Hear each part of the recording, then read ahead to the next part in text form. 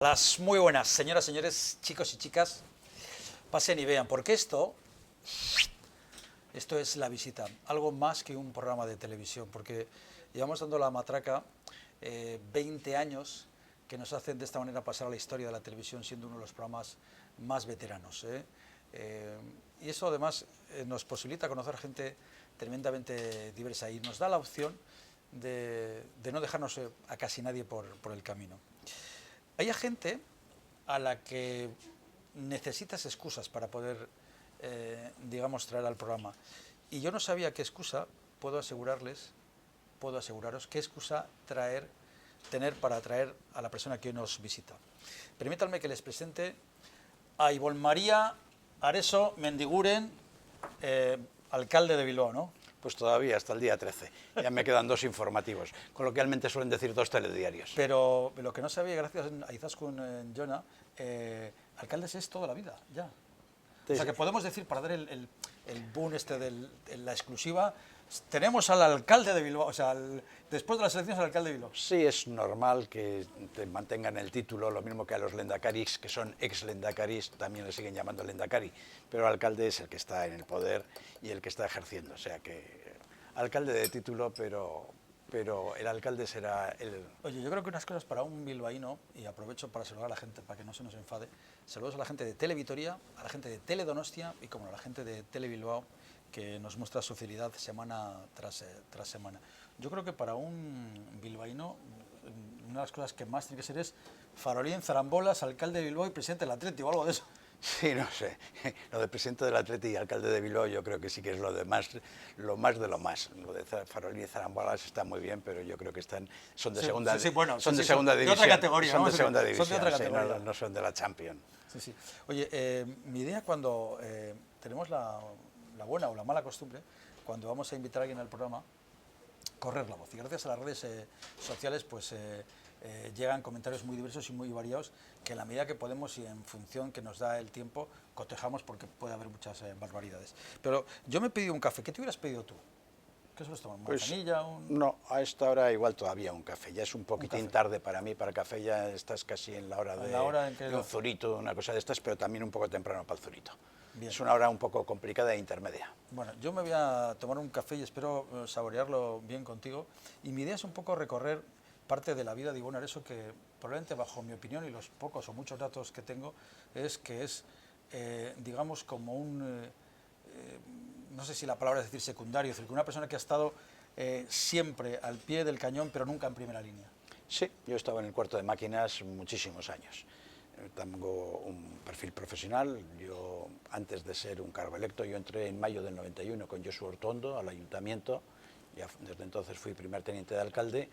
Previamente el ayuntamiento me había contratado, organizó una oficina con gente externa para hacer el plan general, y un poco desde ese trabajo que estuve haciendo 2 años y medio, pues el partido decidió que pasase a la administración. Y yo tengo que reconocer que la política, en este momento además muy denostada, me ha dado una oportunidad que pocos profesionales de la profesión que sea tenemos, y es poder implementar y desarrollar y llevar a cabo, ejecutando algo que como profesional previamente has hecho. Bueno, hay que decir, vamos, hasta arquitectura en Barcelona, vamos a recorrer primero un poco camino. ¿Eres de Bilbao? Soy de Bilbao, nacido en Bilbao, sí. ¿Cómo se llama tu madre? Justa. Justa. ¿Y tu padre? Benito. Benito. Y eres hijo, además, me contaban, de Bruno. No, sobrino de Bruno Mendiguren. Mi madre de Bruno Mendiguren. Eso es, sí. Que Bruno Mendiguren era un, digámoslo, activista o un... En el gobierno de José Antonio Aguirre era la persona que llevaba las relaciones exteriores y los temas de prensa. Sí, sí. Que además yo creo que luego desarrolló gran parte de su vida en Argentina. América. Tuvo que emigrar por la persecución franquista, se tuvo que ir a Argentina y murió allí, falleció allí. ¿Naces en Bilbao? ¿Tienes creo que un hermano? Tengo un hermano que también es arquitecto. Javi creo que se llama. Javier, sí. Y además tenéis esa... Alguna vez siempre cuando... es curioso porque las cosas que de la información que hemos recibido es... muchos apuntan que decían, no, vive con su hermana. Claro, vive con su hermana, si no tiene hermana. No, yo no. Vives enfrente de tu hermano. Eso es, vivimos en el mismo portal, en el mismo relleno de escalera, uno yo en la mano derecha y él en la mano izquierda. En la mano izquierda, los dos sois, sí, como he dicho, arquitectos, sí. Justa y tu padre. ¿De qué zona de Bilbao sois? ¿Dónde...? No, yo de Henao. ¿De Henao? De Henao, de la calle Henao, desde que nací. ¿Y por qué estudias, te vas a La Salle, a Santiago Apóstol a estudiar? ¿O es que La Salle estaba...? No, La Salle era el Santiago Apóstol, Sí, que sí. era donde está hoy la Plaza Vizcaya. Ah, No, vale, es que yo cuando Tú veo La estás- Salle... Tú estás identificando La Salle con Deusto, Con Deusto, eso pero es. lo que era el Chamizo, el colegio de Sí, La Salle, estaba vale. relativamente a 10 minutos de mi casa. Claro, es que lo que no entendía, digo, si ha estudiado en La Es Salle... decir, en la plaza que está delante de la Alhóndiga, por decirlo así. Sí, ¿no? he entendido, lo que es ahora... La claro, Plaza Vizcaya, sí. estudias en La Salle, en Santiago Apóstol... Santiago Apóstol, que estaba en el ensanche de Bilbao. En sí. el ensanche de Bilbao, claro, pero no me cuadra, digo, ¿cómo viviendo en Henao se va hasta Deusto a estudiar? Porque tenía que haber una... ahora igual está cerca, pero había una... Sí, no. Además, La Salle va a ir andando, que lo lógico es que un chaval vaya al colegio andando, ya pilla, es un paseo larguito. Estudias ahí en el Nesto, tu padre, como has dicho, Benito, y tu padre además fue comandante de batallón de Buderis de Gogorki 7. El Gogorki sí que era un batallón de zapadores. Mi aita también era arquitecto y bueno, pues fue comandante de un batallón de zapadores, que cayó en Santoña, pues como casi todas las tropas del gobierno vasco. Y creo que le expulsan de la profesión precisamente por ser un, digamos, no sé si la palabra es disidente o... Sí, bueno, un represaliado. En aquel momento del franquismo, aparte que le encarcelan, le condenaron a muerte, luego le conmutaron la pena de muerte, pero pues tuvo la represalia propia que tuvieron mi aita, cantidad mucha de gente gente por en ese ideología. momento, ¿no? En ese momento. Y murió muy joven, con 48 años. Sí, ¿Pero lo que le tuvo pasó es muerte natural o...? Pues sí, no, yo creo que en la cárcel, que pasó varios años en la cárcel, tuvo un problema pulmonar, eso le dejó una afección y tuvo ese fallo pulmonar y falleció. falleció en la cárcel? Sí. No, en la cárcel no. No, si no, yo no hubiera nacido. Yo nací después de que salió de la cárcel. Ah, bueno, no sabía. Sí, O sea, tú sí. naciste, claro... Yo pues soy del 44, no soy de la... antes, yo no nací antes de la guerra, evidentemente. Sí, mis Una cálculos cosa- y, una- una y mi cosa- manera de hacer la una- película... Una cosa es que sí, Sí. soy mayor, pero no tanto. No. Tienes ahora, creo que 70 y... Tengo 70 y voy a cumplir este mes 71. 71. En el momento que estamos haciendo el programa, todavía tienes 70, pero el 20 de mayo, que es Santa Rita, ¿no? No creo que es Santa Rita, no. El 20 de mayo es Santa Rita, Sí, ¿es Santa Rita, que es seguro? la patrona de los desesperados. Ah, pues no. Bienvenido en este momento. ¿Por qué? ¿Qué hay? ¿Cómo estás? Gracias, vale. De los desesperados. ¿Por qué? Porque durante mucho tiempo era fiesta de los funcionarios y era fiesta en el Ayuntamiento de Bilbao. Ah, ¿el 20 de mayo? Pues el fíjate, 20 de mayo... será hace muchísimo tiempo. No, porque- igual hace 6 o 7 años creo que lo han quitado. Oye, que yo llevo 24 años en el ayuntamiento y el día de mi cumple no ha sido fiesta en el ayuntamiento en los 24 años que llevo. No me hagas trampas. Que no, luego Sí. te lo muestro que sí. ¿No te estás cambiando de mes? Que no, de verdad, no. El 20 de mayo, si no me equivoco, es Santa Rita. Santa Rita es la patrona de los desesperados y la patrona de los funcionarios. Sí, lo de los desesperados, eso sí lo sabía, ¿no? Pero lo de los funcionarios no. Oye, ¿qué te gustaría que te regalaran para tu cumpleaños? Fíjate, en este momento yo creo que las cosas así normales que puedas apetecer, las tienes todas satisfechas. Yo en este momento lo único que pediría es que a partir de ahora, que ya me tengo que jubilar, vivir con tranquilidad, disfrutar plenamente de la vida, me encuentro de salud muy bien y bueno, pues eso es un poco lo que pediría. No tengo una especie de querencia concreta, inmediata, de que me gustaría... Nada, que me ningún regalase objeto, esto. ninguna No, acción no, de no, hacer... no. A mí me da la impresión de que no te vas a jubilar. Cuando digo jubilar es que vas a estar en activo, o sea que... Sí, pero no he hecho ningún plan. Es decir, yo no me quiero obsesionar con la jubilación. Tampoco la jubilación va a ser drástica. Yo todavía, posiblemente hasta octubre o así, seguiré siendo presidente del Consorcio de Aguas. Lo que pasa es que ahora al Consorcio de Aguas le dedico la mañana de los martes y el resto del tiempo es 100% ayuntamiento, pero no es una jubilación así de golpe, pum. de que 0 a 100 en de- un- de 0 a 100 en un momento. Es como los buzos que tienen que ir... Poco a poco deshaciendo la descompresión. Sí. Oye, una de las cosas que también mirando, y además creo que aparece en la propia página web de Bilbao.net, del Ayuntamiento, estás metido en un montón de líos. O sea, has dicho algo del consorcio, por eso me ha venido a la cabeza. Pertenece al consorcio, pertenece a no sé cuánto. Algo de Uruguay, he leído. En Uruguay fui presidente de Uragua, que era la sociedad de aguas de Punta del Este, la zona balnearia, la zona de vacaciones de Uruguay, y Maldonado, que es un poco la región donde está Punta del Este. Fui presidente del consorcio, de las aguas de Uruguay y Maldonado, porque ahí estaba operando un concurso internacional que ganó el consorcio de aguas con la BBK y con Iberdrola y con alguna otra institución. Y entonces formamos una asociación y sobre todo lo que nos interesaba no era tanto hacer negocios, sino ayudar a que empresas locales que fabricasen válvulas, tubos, etcétera, les pudiésemos ayudar a tener presencia allí. Y yo fui presidente de esa sociedad. Sí, sí, porque ya me he puesto a mirar y estabas metido en un... Oye... Está vinculado al Consorcio de Aguas de Bilbao, no es un tema independiente del Consorcio de Aguas. Era porque el consorcio era uno de los socios de esa contrata que ganó el concurso.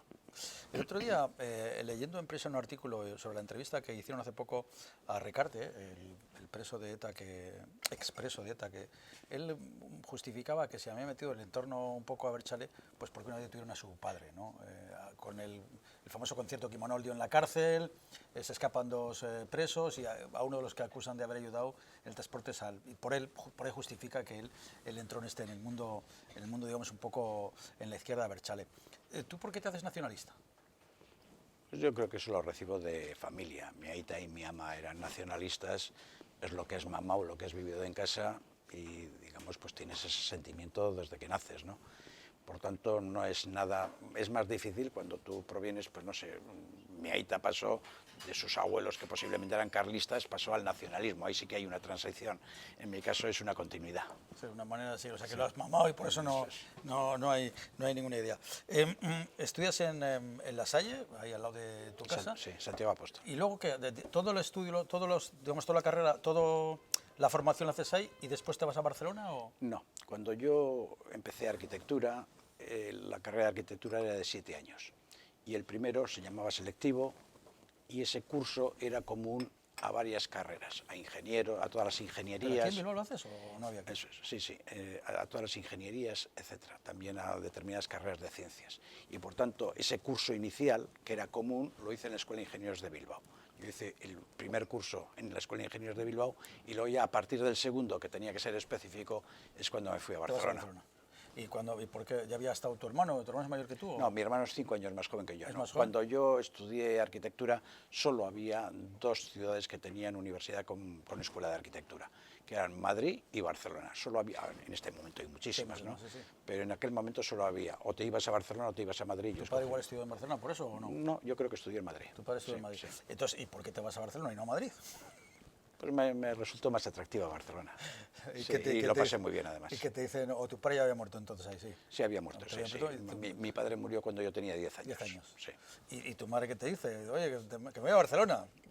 No, bueno, ahí estaba con la ilusión de que yo también hiciese arquitectura, o sea que en ese sentido es un sacrificio, pues perder al hijo cuando estás viuda y tal.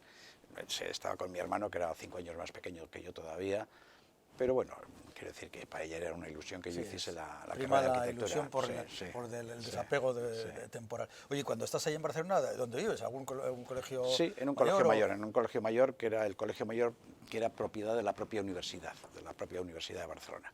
Y todos los años que hice la carrera era un colegio mayor que estaba muy cerca de la escuela, pues a unos 8 minutos o 7 minutos andando, y la carrera la hice allí.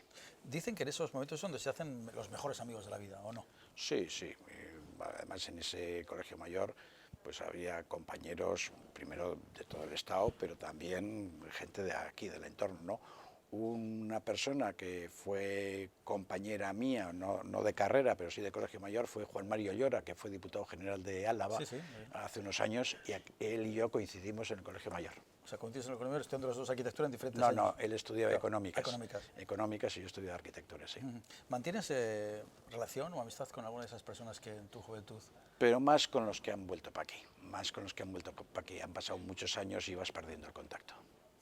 Oye, me da la impresión de que igual me equivoco. Eres demasiado bueno, ¿no? Porque no has hecho ninguna trastada. O sea, eres como muy buen chico, ¿no? No, yo he sido muy peleón y muy riñón. Yo he sido muy broncas en el ayuntamiento y en el trabajo. El tiempo te aplana, te pasa la garlopa y en este momento puedo ser una persona más comedida. Todavía me disparo en alguna ocasión, no es ya muy frecuente, pero quiero decir que yo he tenido bastante carácter. A mí me ha gustado verte que con cierta asiduidad los veo, o a través del streaming se pueden ver los plenos. Me gusta la oratoria y cómo de alguna manera con algunos concejales, o algunas concejalas en concreto, con qué manera y con qué dialéctica les aplacas, ¿no? Es decir, Bueno, lo que te enerva más, lo que te enfada más es cuando crees que la gente está mintiendo o que está haciendo demagogia. Eso parece que repugna un poco tu sentido común y tu sentido intelectual, y eso se lleva mal. Cuando dices, oye, tú no me digas eso porque eso es absolutamente incorrecto. Es absolutamente incorrecto. Y claro, además, generalmente quien está en el gobierno, y a mí en todos los años que he estado en el ayuntamiento, que son muchos, me voy ahora con 24 años de cargo electo, siempre me ha tocado estar en el gobierno, no hemos tenido periodo de oposición. Y eso sin querer hablar de política, que no es que me aburre, no me entusiasma demasiado. ¿Eso es bueno, que estar siempre, no acaba uno acomodándose demasiado? No, porque realmente yo no he estado siempre en el mismo puesto. No lo digo en lo personal, sino que un partido, que un equipo, llamémosle de lo que sea, siempre esté... O sea, que gane el Madrid y el Barça la Liga es bueno, siempre. En este momento es inevitable, casi inevitable, sí, sí. ¿no? Yo creo que aquí pues, mi partido también tiene un arraigo muy importante. Hombre, para la oposición sería bueno que hubiese más alternancia. Pero... No, yo no pienso en la oposición. Al final se me ocurre que a veces cuando hablo de los políticos, por eso no me gusta. No, yo no hablo de la oposición, yo hablo del pueblo, de los ciudadanos. Es decir, que si es bueno para los ciudadanos, no para los... Pues quiero decir que eso está en la mano de los ciudadanos, no está en la mano precisamente de los partidos políticos. Los ciudadanos son los que tienen la posibilidad de cambiar o de decir, no, estoy contento con esto, sí que sigan, ¿no? Eso es una decisión puramente de la ciudadanía, de nadie más. Oye, acabas arquitectura. Supongo que sacas todo con muy buenas notas, ¿no? No, en aquel momento pasaba lo mismo en la escuela de ingenieros, ¿eh? El 9 y el 10 eran para Dios, no se ponían. Yo creo que los notables, el 7, el 8 era como mucho para el catedrático, y una nota brillantísima era un 5 o un 6, sí. O sea, pero era así, en la escuela de ingenieros lo mismo. Yo recuerdo de una anécdota que me contó Miquel Murga. Miquel Murga es un ingeniero, que es uno de los mayores especialistas en este momento en movilidad y en tráfico, que estudió la carrera en la Escuela de Ingenieros de Bilbao, que cuando terminó la carrera quiso hacer un máster, un posgrado en el MIT, el Instituto Tecnológico de Massachusetts, un organismo muy cualificado. Y cuando pidió, pues tuvo que mandar las notas y el expediente académico, y le dijeron, bueno, ¿y usted con estas notas cómo pretende venir aquí? Y ni se le ocurra, no.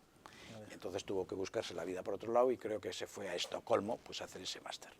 Estuvo pues haciendo ese máster 2 o 3 años en Estocolmo, con unas notas ya brillantes, y posteriormente quiso hacer otro posgrado y volvió a pedir al MIT, y mandé ya las notas de Estocolmo. Y le dijeron, bueno, con esto ya es otra cosa, ahora sí usted puede venir aquí. Le dije, mire, esos sobresalientes son mucho más fáciles que el aprobado de la Escuela de Ingenieros de Bilbao. Y en este momento además es profesor del MIT. ¿Sí? Sí, él compagina su tiempo entre Boston, que es donde está el centro de Massachusetts, y sus oficinas, su ingeniería, su consultoría, que la tiene aquí en Leyoa. Aquí en esto. Acabas arquitectura y montas una empresa. Eso, un despacho profesional. Bueno, sí, es un poco como en aquel momento. Ahora,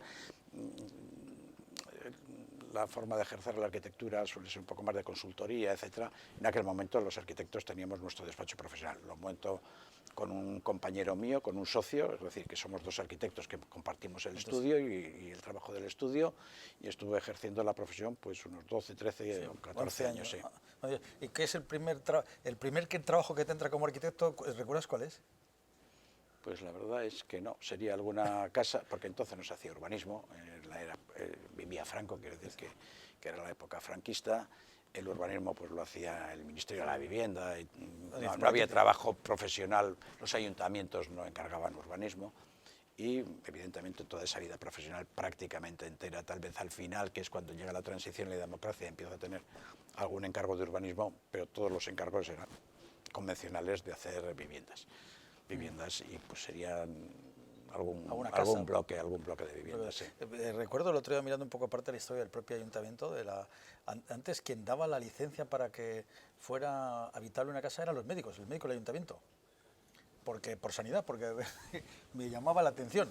Sí, sí, Por habitabilidad. Sí, la habitabilidad Pero eso será hace muchísimo 100 tiempo. años, Puede 100 ser, años, estamos ser. de 100, 100... Puede ser. 50. Es que yo creo que en aquella época que los ayuntamientos tenían también el arquitecto municipal, pero el arquitecto municipal no se dedicaba al control de las construcciones, a las licencias. Ahora en el área de urbanismo pues hay arquitectos que lo que hacen es examinar, digamos, si un edificio cumple con la normativa del plan, etcétera. Y los arquitectos municipales históricamente se dedicaban a hacer los edificios municipales, o el ayuntamiento, o el Teatro Arriaga, claro, las obras públicas que eran del ayuntamiento, eran, digamos, profesionales que hacían arquitectura trabajando como funcionarios del ayuntamiento. ¿Y por qué dejas tu despacho profesional? O sea, primero entras en el plan general, creo que es... No, en el plan general no, el plan general es bastante posterior. No, me llama el gobierno vasco. Ah, es verdad. Me llama el gobierno vasco, era el momento de la transición, en este momento ya las cosas son absolutamente mucho más normales. No había móviles, te llamarían al despacho. Sí. ¿Quién te llama? Pues sí, no me acuerdo exactamente quién me llamó, yo no sé si fue José Miguel Abando, que estaba de viceconsejero, o el consejero. Querían, la primera transferencia que llega a Euskadi es la de urbanismo, antes de la autonomía, en la preautonomía, y se quería montar pues un equipo profesional. Fue un momento de mucha efervescencia, de mucha ilusión, y decir, bueno, esto hay que empezar a cambiarlo. Veníamos de toda la herencia del franquismo, que había estado todo el tema del urbanismo y del planeamiento absolutamente muerto. La herencia no solo de Bilbao, sino del área metropolitana era muy, muy deficiente. Faltaban equipamientos de todo tipo, calidad urbana, y dijeron, bueno, pues vamos a crear un equipo a ver si empezamos a corregir esta situación. Y recibí esa llamada, me pareció ilusionante el reto, y digamos que entré en el gobierno vasco, fui nombrado al de poco tiempo delegado de urbanismo, vivienda y arquitectura aquí en Vizcaya, en Bilbao estaba el despacho, y luego posteriormente me nombraron viceconsejero de ordenación del territorio. Vamos a seguir hablando hoy, pero tenemos ahora, no está hoy con nosotros, David Barbero, al que yo creo que este país le debe mucho, porque es gracias a él, fue uno de los fundadores de Euskal Telebista, de esos 40 periodistas elegidos, fue uno de los fundadores del periódico Deia, director del periódico El Mundo durante mucho tiempo. Gracias a David Barbero tenemos Universidad de Periodismo en el País Vasco, porque fue también, como decía Ivonne, uno de los agitadores para que este país tendría cambios. No está aquí con nosotros, pero si la técnica no nos falla y el auténtico hombre de negro es capaz de hacerlo, vamos a conectar con David Barbero. David, ¿nos oyes? Hola alcalde, hola Javi, aquí estoy en Mallorca, sabéis que tengo una buena parte de mi familia en Mallorca, pero no he venido a la playa, he venido a hacer las rutas montañeras de la Sierra de la Tramontana. Es una experiencia muy interesante, yo la inicié y ahora la estoy repitiendo y la estoy ampliando. Como hace mucho viento, el viento de la Tramontana, me he puesto esto para protegerme la garganta. La primera pregunta, alcalde, que le quiero hacer es la siguiente. En estas décadas pasadas, Bilbao ha vivido muy grandemente, con una expectativa grande que se concretó en el Guggenheim. Pero han pasado tiempo, han pasado años, han pasado ya décadas sobre el Guggenheim, y mi pregunta concreta es, ¿tenemos que inventarnos ya algo distinto? ¿Necesita Bilbao un empuje fuerte? ¿Necesita algo distinto? ¿Una empresa que podría ser, no sé, Juegos Olímpicos, Exposición Universal, algo importante que remueva Bilbao ya? Bueno, David, un saludo desde aquí, defiéndete de la Tramontana. Desde luego estás en un sitio muy, muy bonito y muy bueno. Yo pondría un poco más en entredicho el tema del Guggenheim. Nosotros al Museo Guggenheim le debemos muchísimo. Nos ha puesto en el mapa mundi y nos ha internacionalizado.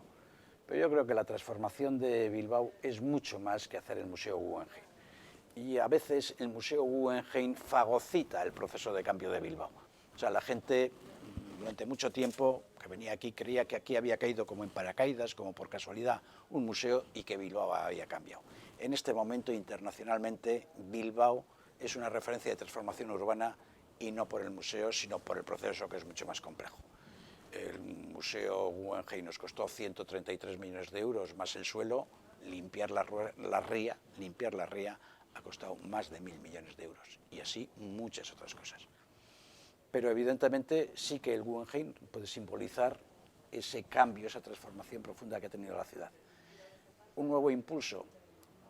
Todavía nos quedan cosas por hacer. Yo no voy a decir que en la transformación urbana, y parece además que yo tengo que hablar siempre de urbanismo, ahora tengo que hablar como alcalde, nos quedan algunas cosas. Para mí el elemento, digamos, que está todavía pendiente y es una asignatura que tiene Bilbao, es la transformación de todo el espacio ferroviario de Abando. Todo lo que hay entre la calle Bailén, la calle Hurtado-Mézaga, el puente Cantalojas, la trinchera ferroviaria que va por detrás, eso está en el corazón de Bilbao, está en la plaza circular, y entre la plaza circular y el casco viejo. Es lo mismo que hicimos en Amézola. Yo no sé si la gente se acuerda cuando pasaba el puente de Recalde, cómo era Amézola, una playa de vías, y el cambiazo con parques, etcétera, que ha tenido eso. Entonces sí que tenemos algún tipo de cosas. Pero en el sentido que me haces la pregunta, yo creo que es otra la historia. Yo suelo decir que hemos conseguido pasar de una ciudad industrial que fue muy rica, hasta que se nos hundió, y aquello se vino absolutamente todo abajo, dejándonos, pues, aunque era rica, era fea. Cuando esto se desmanteló ya, es que era fea, contaminada, un desastre. Y hemos pasado de esa ciudad fea y sucia a la ciudad amable con este cambio, aunque nos quedan algunas cosillas. En este momento el esfuerzo, los planes estratégicos que estamos haciendo son nuevos. A los que he dedicado yo mi último año y medio, prácticamente que he estado de alcalde, son nuevos. Tenemos que hacer un segundo plan estratégico, que consiste en pasar de esa ciudad amable que hemos conseguido y que se nos reconoce, a la ciudad inteligente. Y por tanto, si en aquel momento tuvo mucho peso las administraciones públicas, el gobierno español, el gobierno vasco, la Diputación, el Ayuntamiento, tuvieron que hacer el metro, el Guggenheim, el Palacio Euskalduna, la cubrición de la avenida del Ferrocarril, la transformación de Amézola, Abando y Ibarra, todo ese tipo de cosas que son muy hechas desde la administración. En este momento el cambio es mucho más coral y mucho más sociológico. Ese Bilbao inteligente significa que tengamos gente mejor preparada, más universidad. Bilbao tiene que ser conocida más como ciudad universitaria, no es conocida como ciudad universitaria. Más institutos tecnológicos. Tenemos que saber hacer cosas y competir en un mundo en el que está muy globalizado y nosotros evidentemente no podemos competir como antes con las manufacturas. En este momento nosotros tenemos unos horarios mucho más civilizados y unos sueldos mucho más adecuados que otras zonas del mundo que trabajan sin horas y con unos salarios de miseria. Y por tanto en manufacturas con esos países no podemos competir, tenemos que competir en tecnología y en conocimiento. Y ese es un poco buscar los nichos de oportunidad, cómo tenemos que dirigir la ciudad para conseguir eso, la economía y el empleo de la ciudad, es el reto actual más, digamos, que hacer alguna nueva infraestructura o algún nuevo elemento, pues como podría ser el Museo Guggenheim. Esto me suena un poco a mitin, ¿eh? Pero vamos a seguir aprovechando que está todavía. Llevo año y medio, ¿no? No, ya han pasado las elecciones, o sea que vamos a seguir hablando con David. Alcalde, mi segunda pregunta sobre Bilbao. Me inquieta el futuro de Bilbao porque deseo que Bilbao en los próximos años todavía vaya mejor que como le ha ido en estos últimos que han sido muy buenos. Y mi pregunta es, vienen tiempos de internacionalización, vienen tiempos en que el futuro se va a jugar no solamente en el regate pequeño sino en el regate grande. Entonces, para ese regate grande turístico, para esa proyección de ciudad, ¿necesitaría Bilbao más dimensión? ¿Necesitaría Bilbao unirse a otras ciudades que estén cercanas? ¿Habría que hacer una gran metrópoli, quizá, por ejemplo, con Donosti, con Santander, quizá? ¿Sería necesario esa ampliación para lograr esa internacionalización fuerte de Bilbao? Pues sí, David, tienes mucha razón. Si nosotros queremos ofrecer servicios avanzados a la industria, una industria tecnológica, etcétera, necesitamos lo que se suele decir masa crítica. Tienes que tener una cierta dimensión para que tengas ese tipo de servicios. En las ciudades pequeñas eso no ocurre. Y nosotros somos una ciudad pequeña a nivel del mundo. Y cuando digo de ciudad pequeña no me estoy refiriendo a los 350.000 habitantes de Bilbao, sino al millón del área metropolitana. Melbourne, que tiene 90.000, no llega a 90.000, yo creo que son 85.000 habitantes, lidera un área metropolitana de más de 4 millones de habitantes y tienes que tener tamaño. Por tanto, el primer crecimiento de tamaño de generar una masa crítica es nuestro entorno más inmediato. La alta velocidad es importante para Bilbao por la conexión que puede ser con Europa, pero también con la meseta, con Castilla, con el Mediterráneo, pero sobre todo porque nos va a ser el metro interno. Es el metro, para que tengas esa ciudad de más tamaño, la distancia no se mide en tiempo, perdón, no se mide en distancia, se mide en tiempo. Y entonces la alta velocidad, si nos ponen las capitales en 30-35 minutos, va a ayudar mucho a eso. Pero nosotros en este plan estratégico nuevo de futuro estamos contemplando que tenemos que alcanzar todavía una cifra mayor que los 2.200.000 de la comunidad autónoma, y estamos planteándonos con 8 ciudades, tanto del del sur de Francia como del norte de España, ver un poco cómo podemos aglutinar, digamos, esa población que nos dé esa masa crítica. Yo creo que entre las ciudades próximas tenemos que cambiar el verbo competir por el verbo cooperar. O compartir. O compartir. Y ese es uno de los esfuerzos importantes que Bilbao tiene que hacer. Vamos a por la última, David, si te parece.